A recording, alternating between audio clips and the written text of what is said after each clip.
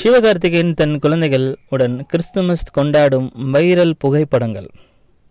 நடிகர் சிவகார்த்திகேயன் தற்போது பராசக்தி படத்தின் ரிலீஸுக்காக காத்திருக்கிறார். சுதா கொங்கரா இயக்கத்தில் உருவாகி இருக்கும் இந்த படம் ஜனவரி 10 ரிலீஸ் ஆகிறது. ஹிந்தி எதிர்ப்பு போராட்டத்தை பற்றி கதை என்பதால் இந்த படத்தில் அதிக காட்சிகளை நீக்கும்படி சென்சார் போர்டு கூறிய நிலையில் தற்போது ரிவைசிங் கமிட்டி அனுப்பி இருக்கின்றனர். கிறிஸ்துமஸ் கொண்டாட்டம். இந்நிலையில் சிவகார்த்திகேயன் வீட்டில் தனது குழந்தைகளுடன் கிறிஸ்துமஸ் கொண்டாடி இருக்கும் புகைப்படங்களை வெளியிட்டிருக்கிறார். மகள் 2 மகன்கள் உடன் அவர் இருக்கும் புகைப்படங்கள் தற்போது வைரலாகி வருகிறது. நிறைவேறாமல் போன விஜய் அப்பா எஸ்ஏசியின் ஆசை மேடையிலேயே சொன்ன விஷயம் என்ன தெரியுமா? நடிகர் விஜய் தற்போது அரசியல் கட்சி தொடங்கி தீவிர அரசியலில் கவனம் செலுத்தி வருகிறார். அவர் நடித்திருக்கும் ஜனநாயகன் படம் அவரது கடைசி படம் என அறிவிக்கப்பட்டிருக்கிறது. இந்நிலையில் விஜயின் அப்பா எஸ்.ஏ. சந்திரசேகர் தனது நிறைவேறாத ஆசை பற்றி கூறியிருக்கிறார். வெற்றிமாறன் இயக்கத்தில் விஜய் நடிக்க வேண்டும் என்கிற ஆசைதான் அது.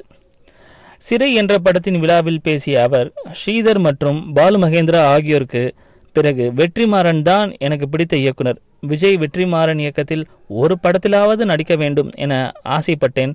அவரும் ஆசைப்பட்டார் என நினைக்கிறேன் என்று எஸ்ஏசி கூறியிருக்கிறார். அவருடைய ஆசையை இந்த மேடையில் சிறை படத்தின் ஆடியோ லான்ச்சில் எஸ்.ஏ. சந்திரசேகர் அவர்கள் கூறியிருக்கிறார். 71 வயதிலும் இப்படி இருக்க காரணம் சரத்குமார் போட்டுடைத்த உண்மை என்னன்னு பார்ப்போமா? நடிகர் சரத்குமார் ஒரு காலத்தில் தமிழ் சினிமாவில் முன்னணி ஹீரோக்களில் ஒருவராக இருந்தவர். தற்போது குணச்சித்திர ரோல்களில் மட்டுமே நடித்து வருகிறார். அவர் சமீபத்தில் பிரதீப் ரங்கநாதனின் டியூட் படத்தில் அவர் நடித்திருந்த குறிப்பிடத்தக்கது. சினிமா ஒரு பக்கம் இருந்தாலும் சரத்குமார் தான் நடத்தி வந்த அரசியல் கட்சியை பாஜகவுடன் இணைத்து விட்டார். தற்போது அந்த கட்சியின் தான் அவர் இருந்து வருகிறார். 71 வயதிலும் இப்படி இருக்க காரணம் என்ன என சரத்குமார் ஒரு நிகழ்ச்சியில் பேசியிருக்கிறார். 71 வயதில்தான் இப்படி இருக்கிறேன் என்றாலும் நான் புகைப்பிடிப்பதில்லை, குடிப்பழக்கமும் கிடையாது, என்னிடம் நல்ல பழக்க வழக்கங்கள் உள்ளன என சரத்குமார் கூறியிருக்கிறார்.